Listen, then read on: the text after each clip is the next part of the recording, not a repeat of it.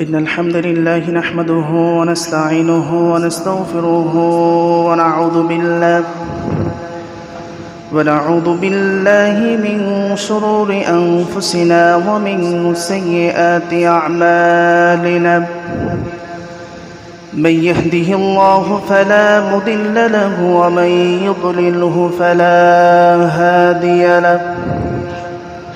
ونشهد أن لا إله إلا الله وحده لا شريك له. ونشهد أن سيدنا وحبيبنا ومولانا محمدًا عبده ورسوله الذي أرسله بالحق بشيرًا ونذيرًا وداعيا إلى الله بإذنه وسراجا منيرا.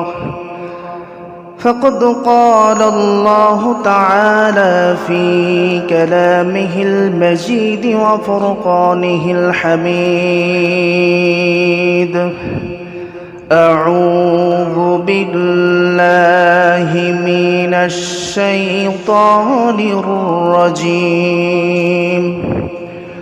بسم الله الرحمن الرحيم.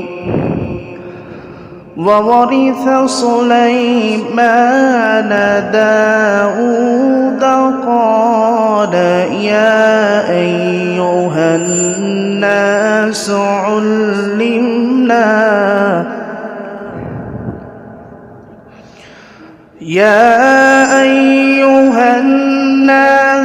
علمنا منطق الطير وأوتينا من كل شيء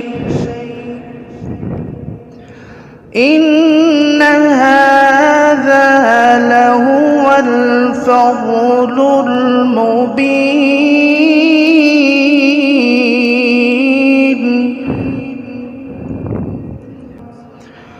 وحشر لسليمان جنوده من الجن والإنس والطير فهم يوزعون. وقال تعالى في شان حبيبه ومحبوبه ومعشوقه ومخبرا وآمره: إن الله وملائكته يصلون على النبي يا أيها الذين آمنوا صلوا عليه وسلموا تسليما. اللهم صل على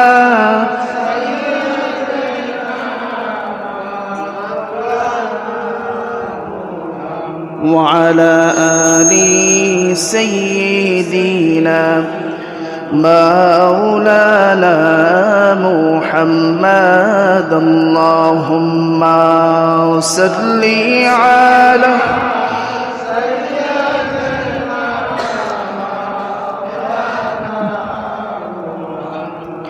وعلى آل سيدنا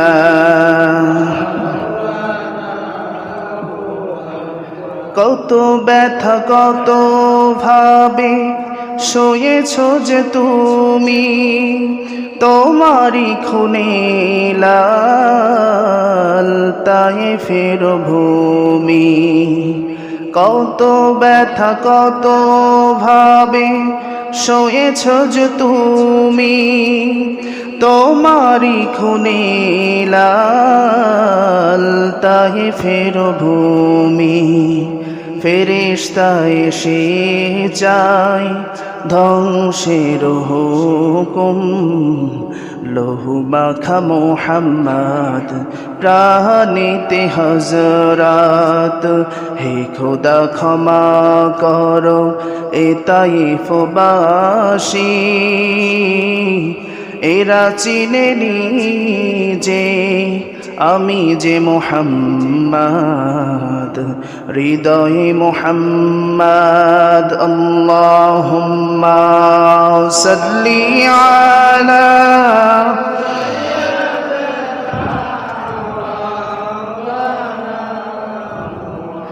وعلى آل سيدنا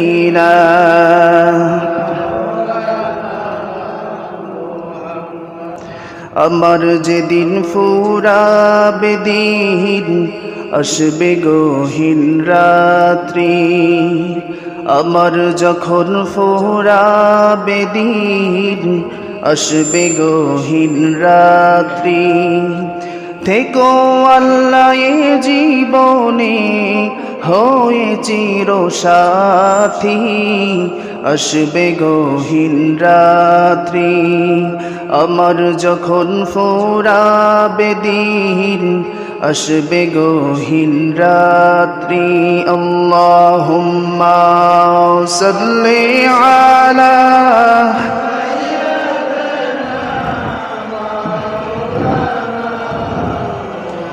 وعلى آل سيدنا بلغ العلا بكماله كشف الدجى بجماله حسنت جميع خصاله صلوا عليه وآله أشنك محبة الشات ذكر قولي سبحان الله والحمد لله لا إله إلا الله سبحان الله والحمد لله لا إله سبحان الله والحمد لله لا إله এই কালিমা মানবে যারা কাজে লাগবে মরণ বেলা এই কালিমা মানবে যারা কাজে লাগবে মরণ বেলা এই কালিমার রওশনীতে কবর হবে উজালা সুবহানাল্লাহ ওয়ালহামদুলিল্লাহ লা ইলাহা জোরে সুবহানাল্লাহ ওয়ালহামদুলিল্লাহ লা ইলাহা কত সুন্দর মদিনা কেমনে যাব জানি না কত সুন্দর মদিনা কেমনে যাব জানি না দয়া করো দয়াল আল্লাহ দয়া করো দয়াল আল্লাহ পুরাও মনের বাসনা সুবহানাল্লাহ ওয়ালহামদুলিল্লাহ লা ইলাহা সুবহানাল্লাহ walhamdulillah la ilaha illallah muhammadur rasulullah sallallahu alaihi wasallam alhamdulillah আমরা সর্বপ্রথম সে মহান রব্বুল ইজ্জাতুল জালালের দরবারে শুকরিয়া আদায় করছি যে মহান রব্বুল আলামিন আজকের এই পবিত্র জুমার দিনে আমাকে আপনাকে দুনিয়ার সকল কাজকাম থেকে ফারেক করে নিয়ে একমাত্র কেবলমাত্র আল্লাহ পাক রব্বুল আলামিনের সন্তুষ্টি আদায় করার লক্ষ্যে সকাল সকাল মসজিদে আসার এবং বসার যে আল্লাহ পাক রব্বুল আলামিন তৌফিক দান করলেন সেই আল্লাহ পাক রব্বুল আলামিনের মহান শাহানশাহী দরবারে হৃদয়ের সকল আবেগ অনুভূতি ভালোবাসাটুকু উজাড় করে দিয়ে শুকরিয়া তান সকলে পড়ছি আলহামদুলিল্লাহ সাথে সাথে দুরুদ এবং সালাম পাঠ করছি সেই নবীর প্রতি সেই রাসূলের প্রতি যাকে আল্লাহ পাক রব্বুল আলামিন আজ থেকে প্রায় ১৫০০ বছর পূর্বে এই পৃথিবীর জমিনে পাঠিয়েছিলেন তিনি হলেন এই বিশ্বের সবার সভাপতি হুজুরে আকরাম নূরে মুজাসসাম নূর আলা নূর হাবিবুনা তবিবুনা মুরশিদুনা আহম্মদ মুহাম্মদ মুজতবা মুস্তাফা সকলে পড়ছি সাল্লাল্লাহু আলাইহি ওয়াসাল্লাম। সম্মানিত উপস্থিতি, আমি খুতবার মধ্যেই পবিত্র কুরআনুল কারীমের অন্যতম ২৭ নম্বর সূরা সূরাতুন নামল থেকে ১৬ নম্বর আয়াত থেকে তেলাওয়াত করেছি। তো আমরা আজ যে বিষয়টি আলোচনা করব সেটা হচ্ছে সূরাতুন নামলের আমরা তাফসীর ইনশাআল্লাহ কুরআন এবং হাদিসের আলোকে জানব। তো আসুন এই সূরার পরিচয় আগে জেনে নিই।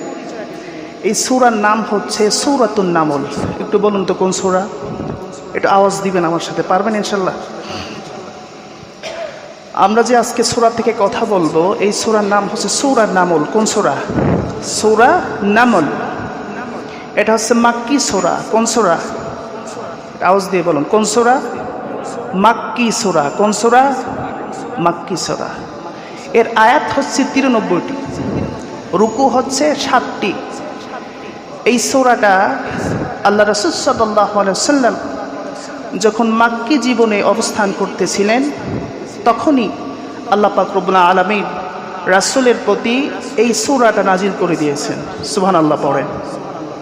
কারণ আল্লাহ রাসূলের জীবনকে দুইটা ভাগে ভাগ করা হয়, একটা হচ্ছে মাক্কি জীবন আর একটি হচ্ছে মাদানী জীবন। তো মাক্কি জীবন তথা মক্কায় অবস্থান করার সময় আল্লাহ রাসূলের উপরে এই সূরাটা নাজিল হয়। সূরা নামল হচ্ছে আরবি শব্দ, এর অর্থ হচ্ছে পিঁপড়া। বলুন তো এর অর্থ কি? পিঁপড়া। সকলে একটু কথা বলতে হবে। সূরা নামলের অর্থ হচ্ছে পিঁপড়া। বলুন তো কি এর অর্থ? পিঁপড়া। তো আল্লাহ পাক রব্বুল আলামিন এত কিছু সৃষ্টি করলেন, তো এই সৃষ্টির মধ্যে পিঁপড়ার নামে কেন সূরা নাজিল করলেন? কি এত মাহাত্ম্য যে পিঁপড়ার কোনো ৪ পয়সা আমরা দাম দেই না? পিঁপড়ার কোনো দাম নাই। এর থেকে আল্লাহ সৃষ্টির ভিতরে কত সুন্দর সুন্দর সৃষ্টি রয়েছে, এই সৃষ্টি নামেও তো নামকরণ করতে পারতেন, কিন্তু আল্লাহ পাক কেন এই পিঁপড়ার নামে নামকরণ করলেন? উদাহরণ দিলে বুঝবেন। যেহেতু পিঁপড়ার কোনো দাম নাই, যেমন আমরা নামাজে দাঁড়িয়েছি, হঠাৎ করে নামাজে দাঁড়িয়ে আপনি সূরা পড়তেছেন, সূরা ফাতিহার পরে অন্য একটা সূরা আপনি পড়তেছেন খুব মনোযোগ সহকারে, হঠাৎ করে আপনার পিঁপড়া একটা কামড় দিয়েছে। এখন পিঁপড়া কামড় দিয়েছে, যতই মুহাক্কিক আলেম হোক আর এমনি সাধারণ মানুষ হোক, এই পিঁপড়াকে কি করবে? প্রথমে আগে 2 আঙ্গুল দিয়ে ধরবে, ধরে এই নামাজের মধ্যে সূরা পড়তেছে আর পিষতেছে, পিষে একেবারে ভর্তা করার পর ছেড়ে দিয়েছে। কি হয় না এরকম? পিঁপড়ায় কামড়ালে নামাজের মধ্যে এটাকে না মারা পর্যন্ত শান্তি পাওয়া যায় না। দ্বিতীয় নম্বর, পিঁপড়ার যে দাম নাই, আর একটু উদাহরণ দিলে বুঝবেন। পুতার নিচে পিঁপড়ায় বাসা বেঁধেছে, বাচ্চা মানুষ খেলতে খেলতে ওই বাসার ভিতরে হাত দিয়েছে, হাত দেওয়ার সাথে সাথে পিঁপড়া ওই ছোট্ট মানুষকে কামড়াতে শুরু করে দিয়েছে। কামড়ানোর যন্ত্রণায় এই কান্না শুরু করে দিয়েছে।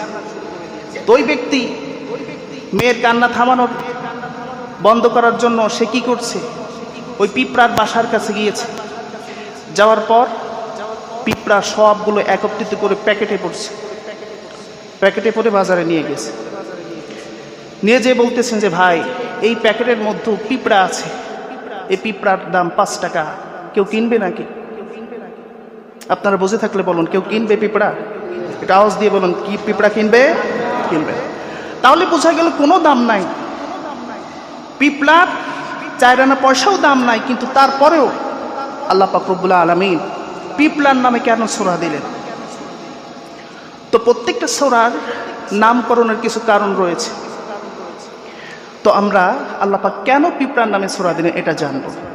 তো আল্লাহ পাক রব্বুল আলামিন এই পৃথিবীর বুকে গোটা বিশ্ব পরিচালনা করার জন্য 4 জন ব্যক্তিকে শাসনকর্তা বানিয়েছিলেন, রাজা বানিয়েছিলেন। বলুন কয়জন ব্যক্তি? 4 জন ব্যক্তি। এর মধ্যে 2 জন ছিল মুসলমান আর 2 জন ছিল কাফের। মুসলমান ছিল হযরত সুলাইমান আলাইহিস সালাতু ওয়াস সালাম, দ্বিতীয় নম্বর ছিল হযরত জুলকারনাইন বাদশাহ, আর কাফেরদের মধ্যে ছিল নমরুদ আর বখতে নসর। তো গোটা বিশ্ব পরিচালনা করার জন্য আল্লাহ পাক রব্বুল আলামিন দুইজন মুসলমানদেরকে দায়িত্ব দিয়েছিলেন। এর ভিতরে হযরত সুলাইমান আলাইহিস সালাতু ওয়াস সালাম। হযরত সুলাইমান আলাইহিস সালাতু ওয়াস সালাম তিনি একদিন তার সৈন্য সামন্ত নিয়া, যেহেতু সে বাদশাহ রাজা, তো যেন তেন রাজা না, একটা প্রদেশের রাজা না, গোটা বিশ্ব শাসন করেছে। তো তিনি যখন বের হতেন তখন তার দলবল মন্ত্রী পরিষদ নিয়ে একসাথে রওনা দিতেন। তো রওনা দেওয়ার সময় তিনি রাস্তা দিয়ে যাচ্ছেন, হঠাৎ করে দেখে একটা পিঁপড়ার দল খেলা করতেছে। তো পিঁপড়ার দল খেলা করতেছে, এর মধ্যে একজন রানী থাকে, মাথাটা মোটা, পিছনটা মোটা, একটু মোটা সোটা ধরনের।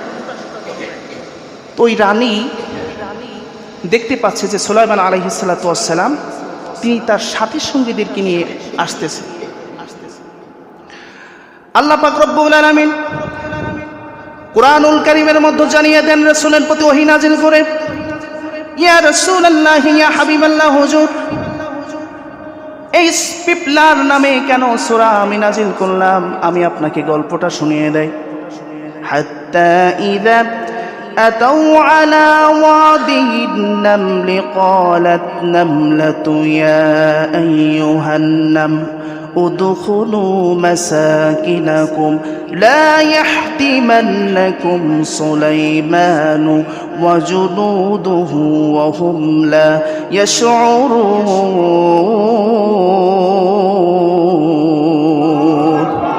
আল্লাহ পাক রব্বুল আলামিন বলেন, হাবিব সুলাইমান আলাইহিস সালাতু ওয়াস সালাম যখন তার সাথী সঙ্গীদেরকে নিয়ে রাস্তা দিয়ে আসতেছে, হঠাৎ করে পিঁপড়ার দল রাস্তার এক পাশে খেলা করতেছিল। পিঁপড়ার দলের যে রানী ছিল, এই রানী সুলাইমান আলাইহিস সালাতু ওয়াস সালামকে দেখে, তার সাথী সঙ্গীদেরকে দেখে একটা ভাষণ দিয়েছিল। এই ভাষণটা আল্লাহ পাক রব্বুল আলামিনের কাছে এতটা পছন্দনীয় হয়ে গিয়েছে, এতটা পছন্দ করার কারণে পিঁপড়ার এই কথাগুলো কোরআনের মধ্যে আল্লাহ পাক রব্বুল আলামিন কোট করে দিয়েছেন। বলুন সুবহানাল্লাহ। পিঁপড়া তখন কি বলতেছিল?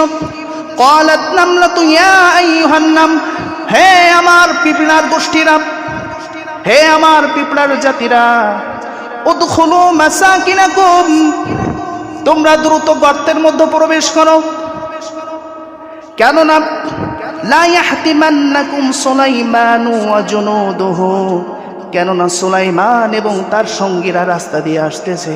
লা ইয়াহতিমান্নাকুম, তোমাদেরকে, তোমরা যদি তাদের পায়ের পৃষ্ঠে পড়ে যাও তাহলে পিষে তোমাদের মেরে ফেলে দিবে, যার কারণে তোমরা উদখুলু মাসাকিনাকুম, তোমরা গর্তের মধ্যে প্রবেশ করো। এই কথাটা পিঁপড়া যখন বলল, আল্লাহ পাক রব্বুল আলামিন বলছেন সুলাইমান আলাইহিস সালাতু ওয়াস সালাম ওই পিঁপড়ার ভাষা বুঝতেন। সুবহানাল্লাহ পড়ে। সুলাইমান আলাইহিস সালাতু ওয়াস সালাম দূর থেকে পিঁপড়ার এই বক্তব্যটা তিনি শুনে ফেললেন। আল্লাহ পাক বলছেন ফাতাবাসসামা দাহিকান মিন কওলিহা, সুলাইমান আলাইহিস সালাতু ওয়াস সালাম পিঁপড়ার এই বক্তব্য শুনে তিনি হেসে দিয়েছেন। তো পিঁপড়ার কথা আল্লাহর কাছে এতটা পছন্দ হয়ে গিয়েছে, যার কারণে আল্লাহ পাক রব্বুল আলামিন পিঁপড়ার নামে, পিঁপড়ার এই বুদ্ধি দেখে আল্লাহ পাক পিঁপড়ার নামে একটা সূরা দান করে দিয়েছেন। বলুন সুবহানাল্লাহ। তো এখন আসুন, বিজ্ঞান রিসার্চ করেছে। কি রিসার্চ করলো? যে পিঁপড়ার কি গুণ রয়েছে, যে গুণ থাকার কারণে পিঁপড়ার নামে একটা সূরা আল্লাহ পাক দিয়েছে। বিজ্ঞানী গবেষণা করতে করতে দেখে এই পিঁপড়ার মধ্যে কিছু বৈশিষ্ট্য রয়েছে। পিঁপড়ার মধ্যে প্রথম বৈশিষ্ট্য হলো তারা রাসায়নিক প্রক্রিয়ায় যোগাযোগ করে। দেখবেন পিঁপড়া যখন চলে একটার সাথে একটা কি যেন একটা বলে, এই যোগাযোগের মাধ্যমে তারা বলতে চায় যে খাবার কোথায় আছে, রাস্তায় কোনো বিপদ আছে কিনা, কোনো শত্রু আছে কিনা, কোন রাস্তায় গেলে ভালো হবে। বিজ্ঞানীরা এটা গবেষণা করেন। শুধু তাই নয়, বিজ্ঞানীরা বলেন এই পিঁপড়ার বাসা এক ধরনের প্রাকৃতিকভাবে আন্ডারগ্রাউন্ড করে তারা তৈরি করে। এখানে 4টা কক্ষ রয়েছে। প্রথম নম্বর হচ্ছে রানী কক্ষ, তাদের ভিতরে যে রানী থাকে এই রানীর জন্য একটা কক্ষ রয়েছে। দ্বিতীয় নম্বর হচ্ছে লাভা, ডিমের কক্ষ, তারা ডিম পেড়ে এই গর্তের এই কক্ষের ভিতরে রাখে।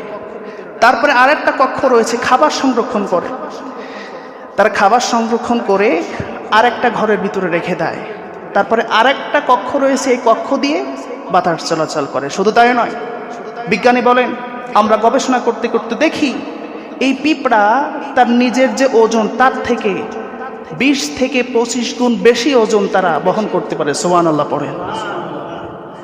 আমাদের ওজন হিসাবে এমনি একটা হিসাব আমরা বলি, মনে করেন একজনের ওজন 70 কেজি, তো 70 কেজি যদি তার ঘাড়ে চাপিয়ে দেওয়া হয় সে বহন করতে পারবে? পারবে না। কিন্তু দেখেন পিঁপড়া সামান্য তার যে ওজন তার থেকে 20 থেকে 25 গুণ বোঝা বহন করার ক্ষমতা আল্লাহ পাক এই পিঁপড়ার মধ্য দিয়ে দিয়েছেন। সুবহানাল্লাহ পড়েন। তো এই জন্য পিঁপড়ার এত বুদ্ধিমত্তা, পিঁপড়ার ইন্টেলিজেন্ট, এটার কারণে আল্লাহ পাক রব্বুল আলামিন এই পিঁপড়ার নামে একটা সূরা দান করেছেন। সুবহানাল্লাহ পড়েন। এবার হযরত সুলাইমান আলাইহিস সালাতু ওয়াস সালামকে আল্লাহ পাক রব্বুল আলামিন গোটা বিশ্বের রাজত্ব দান করলেন। এই রাজত্ব পাওয়ার পরে তিনি একটা ভাষণ দিলেন। কি ভাষণ? আল্লাহ পাক রব্বুল আলামিন সূরা নামলের মধ্যে 16 নম্বর আয়াতে বলেন, ওয়া ওয়ারিসা সুলাইমান দাউদ ওয়া ক্বালা ইয়া আইয়ুহান নাসু উল্লিমনা মানতিকাত তায়রি ওয়া উতিনা মিন কুল্লি শাই ইন্না হাযা লাহুয়াল ফাদলুল মুবিন।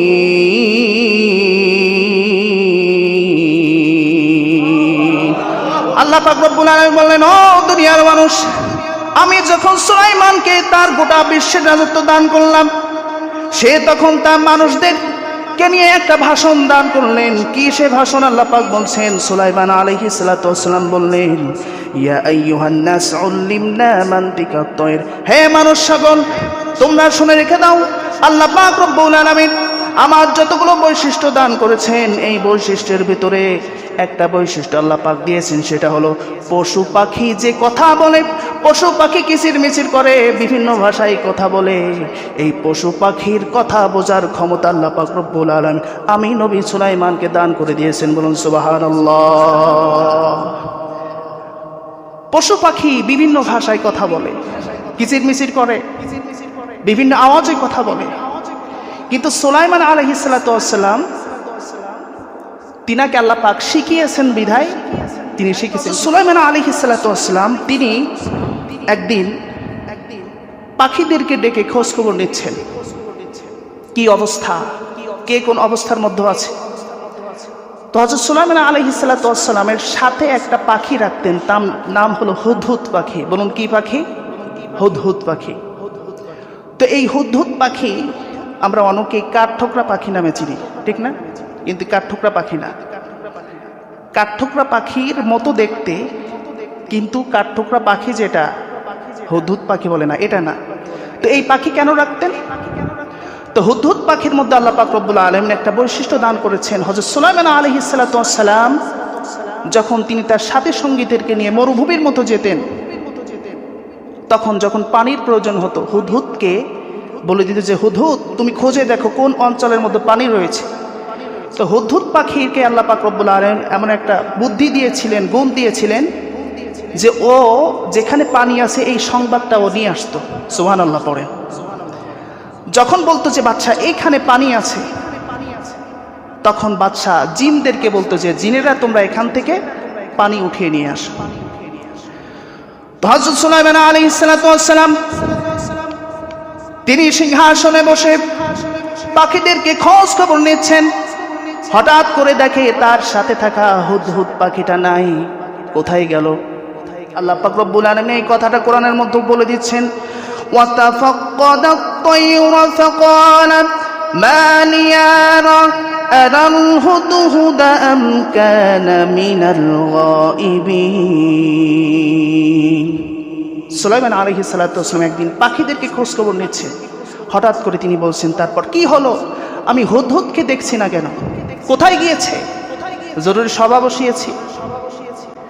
এবার সুলাইমান আলাইহিস সালাম বলতেছেন, আমি যদি হুদহুদকে খুঁজে না পাই আমি তাকে কঠোর শাস্তি দিব। আও লাআযবাহান্নাহু, আমি তাকে জবাহ করে ফেলবো। শুধু তাই নয়, তিনি বলেন আও লা ইয়াতিয়ান্নি বিসুলতানিম মুবিন ফামাকাসা গায়রা বাঈদ, এবং হুদহুদ পাখি যে আমার কাছ থেকে চলে গিয়েছে না বলে সে যদি উপযুক্ত কারণ দর্শাতে পারে তাহলে আমি তাকে ছেড়ে দিব। আর যদি উপযুক্ত কারণ সে যদি আমাকে না দিতে চায়, না দিতে পারে, তাহলে আমি তাকে দুইটা শাস্তি দেব। প্রথম নম্বর শাস্তি, আমি তাকে কঠোর শাস্তি দিব। দ্বিতীয় নম্বর, আমি তাকে জবেহ করে ফেলব। আল্লাহ পাক রব্বুল আলামিন বলেন ফামাকাথা গায়রা বাঈদ, আলোচনা করতে করতে হঠাৎ হুদহুদ পাখি এসে হাজির। তাফসীরের মধ্যে আসছে হুদহুদ পাখি ছিল চালাক প্রকৃতির পাখি। যখন আসছে দূর থেকে দেখে বাদশা রাগান্বিত অবস্থায় বসে আছে।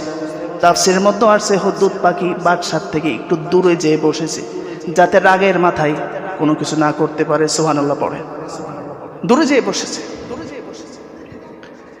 এবার হুদহুদ পাখি জিজ্ঞাসা করা হলো, হুদহুদ কোথায় গিয়েছিলে? হুদহুদ পাখি বলতেছে, বাদশা নামদার, আপনি আমাকে ক্ষমা করবেন,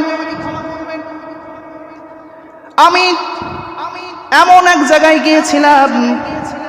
ফাকালা আহাত্তু বিমা লাম তুহিত বিহি, হে সুলাইমান বাদশা, আমি এমন একটা খবর নিয়ে এসেছি যে খবর আপনি রাজা হয়েও বাদশা হয়েও জানেন না।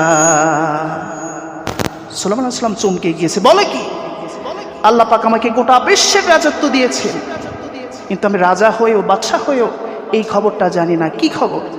ওয়াজিতুকা মিন সাবা বিনাবাইন ইয়াকিন, আমি সাবা প্রদেশের এমন একটা সংবাদ আমি আপনার কাছে নিয়ে এসেছি রে বাদশা, যার কারণে আমি অনুপস্থিত ছিলাম দরবারে। আপনি নবী হয়েও বাদশা হয়েও সে খবর জানেন না। সুলাইমান আলাইহিস সালাতু ওয়াস সালাম অবাক হয়ে গেছেন, যে বলে কি? যে আল্লাহ পাক আমাকে সব কিছু অধীনস্থ করে দিয়েছেন, তারপরেও এমন সংবাদ আমি জানি না। বলতেছেন কি সংবাদ?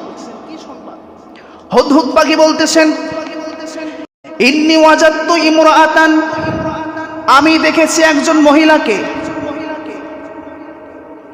তামলিকুহুম, সে তাদের উপরে রাজত্ব করছে এবং তাকে সবকিছু দেওয়া হয়েছে এবং তারও একটা সিংহাসন রয়েছে দেখতে আপনার মতো।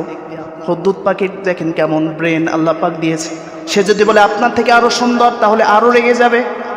হুদহুদ পাখি বলতেছেন, বাদশা, আপনার মতো তারও একটা সুন্দর সিংহাসন রয়েছে, কিন্তু আমি দেখেছি এই মহিলা, যে মহিলা সাবা প্রদেশের মধ্যে সে রাজত্ব করতেছে। এখন আসুন, ইন্নী ওয়াজাদতু ইমরাআতান, একজন মহিলাকে হুদহুদ পাখি দেখেছেন। তাফসীরের মধ্যে আসছে এই ওয়াজাদতু ইমরাআতান, একজন মহিলাকে দেখছে। তো এই মহিলার পরিচয় জানতে হলে একটা ঘটনা বলা লাগবে। বলবো সেটা? আপনারা যদি বলেন তো বলবো। ঘটনাটা আসছে তাফসীরে বাইজাবির মধ্যে।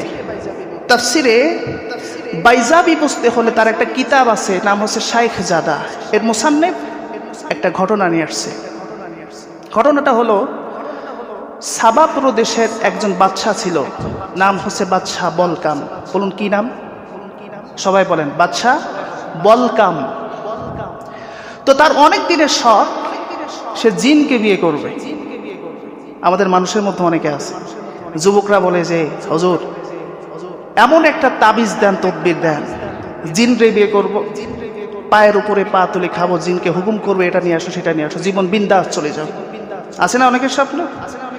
তো ওই সাবা প্রদেশের রাজা বাদশা বলকাম,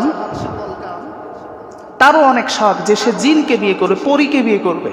সে মাঝে মাঝে হুজুরদেরকে ডেকে পরামর্শ নেয় যে জিন কোথায় পাওয়া যায়।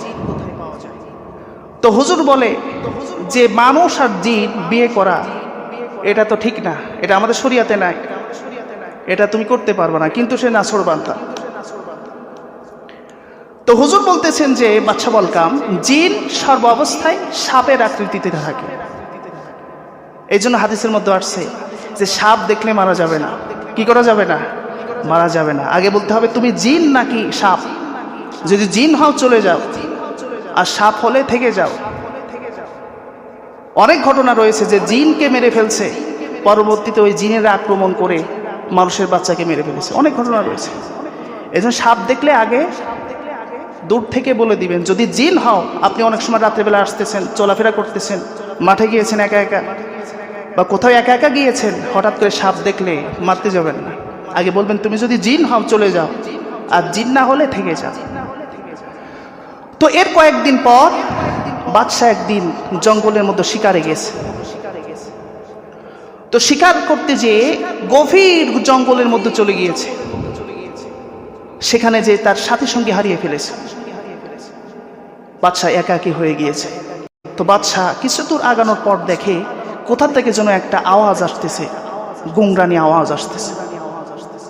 তো বাদশা একটু এগিয়ে দেখে একটা কালো সাপ সাদা সাপকে মারতেছে, পেঁচিয়ে ধরে তাকে মারার জন্য চেষ্টা করতেছে। সাদা সাপ বাঁচার জন্য গুংরানি আওয়াজ দিচ্ছে। তো বাদশা যে তার তীর নিক্ষেপ করে ওই কালো সাপের মাথা বরাবর মারলে কালো সাপটা জায়গায় মারা যায়। তো যখন মারা যায়, বাদশা বলকাম ওই সাদা সাপটা ক্ষত বিখ্যাত হয়ে গিয়েছে, ওখান থেকে সাথে করে নিয়ে বাড়িতে আসছে। বাড়িতে এসে সুন্দরভাবে চিকিৎসা করে রেখে দিয়েছে। রাত্রিবেলায় ঘুম ভেঙে গিয়েছে, হঠাৎ করে সাপের স্থানে যেয়ে দেখেছে সাপ নাই। ভয়ে তার অবস্থা খারাপ হয়ে গেছে, এ তো সাধারণ সাপ না, এ তো জিন। তো এর কিছুদিন পর আবার এখান থেকে 3 মাস পর বাদশা আবারও জঙ্গলের মধ্যে শিকার করতে গিয়েছে। শিকার করতে করতে আবারও একই অবস্থায় তার সাথী সঙ্গীকে হারিয়ে ফেলেছে, এবং এমন গভীর জঙ্গলে গেছে যেখানে সূর্য উঠতেছে কি ডুবতেছে এটা দেখা যায় না। তো বাদশা রাস্তা খুঁজতে খুঁজতে খুঁজতে খুঁজতে যখন ক্লান্ত হয়ে গিয়েছে, ক্লান্ত হয়ে যাওয়ার পর সে বেহুশ হয়ে মাটিতে পড়ে গিয়েছে। হঠাৎ করে বাদশার একটু হুঁশ ফিরলে সে তাকিয়ে দেখে পাশে একটা ছায়া দাঁড়িয়ে আছে। ছায়া থেকে আওয়াজ আসতেছে যে বাদশা, তোমার সামনে বড় বিপদ। বাদশা বলতেছেন কে, কোথা থেকে কথা বলতেছে? বলতেছে যে আমি। দেখে সেই একজন ছায়ার মতো দাঁড়িয়ে আছে। বলছে কি তোমার পরিচয়? বলতেছে যে তুমি এখান থেকে 3 মাস আগে তুমি আমাকে বাঁচিয়েছিলে। কিভাবে বাঁচিয়েছিলাম? যে একটা কালো সাপ সাদা সাপকে মারতেছিল, আমি হলাম জিন, আমি ছিলাম সেই সাদা সাপ, তাই তোমার এই বিপদে আমি এগিয়ে আসছি, তোমাকে আমি 2টা উপকার করব। তো বাদশা বলতেছে আগে জান বাঁচিয়ে নি, তারপর উপকারের কথা শুনবো। বলতেছেন আপনি আমাকে আগে জীবন বাঁচান, ক্লান্ত হয়ে গিয়েছে, আর নড়াচড়া করতে পারি না। তখন ওই জিন সাদা সাপ, ওই জিনটা 1 গিলাস শরবত এনে বাদশাকে দিয়েছে। শরবত খাওয়ার সাথে সাথে সুস্থ হয়ে গিয়েছে। তো বাদশা বলকাম বলতেছেন যে ভাই জিন, আপনাকে এই কালো সাপটা কেন মারতেছিল? তখন ওই জিন বলতেছেন যে এই কালো সাপটা হলো আমার মন্ত্রী। হ্যাঁ বাদশা বলকাম, আমার একটা সুন্দরী মেয়ে আছে, এই মেয়েটাকে এই কালো মন্ত্রী একেবারে কালোর মতো কালো, দেখতে কালো, আমার মেয়েকে সে বিয়ে করতে চায়। বিভিন্নভাবে প্রস্তাব দেয়, আমার মেয়ে রাজি হয় না। আমাকে প্রস্তাব দিয়েছে, আমিও রাজি হই না। মেয়ে তার চেহারা দেখে রাজি হয় না, আমাকে বেড়ানোর কথা বলে আমার জঙ্গলের মধ্যে এসে মেরে ফেলবে। কিন্তু তুমি আমাকে বাঁচিয়েছিলে, এই জন্য আমি তোমাকে আজকে বাঁচাবো। তা 2টা উপকারের ভিতরে একটা উপকার তাকে শরবত খাইয়ে শক্তিবান করে ফেলেছে। এবার বাদশা বলকাম বলতেছে শর্ত তো আরেকটা আছে, আমার তো বহুদিনের শখ জিনকে বিয়ে করব, যেহেতু জিনের মেয়ে অত্যাধিক সুন্দরী, আমি চেয়ে দেখি কি বলে। বলতেছেন 2 নম্বর শর্ত বলো, আমি পূরণ করব।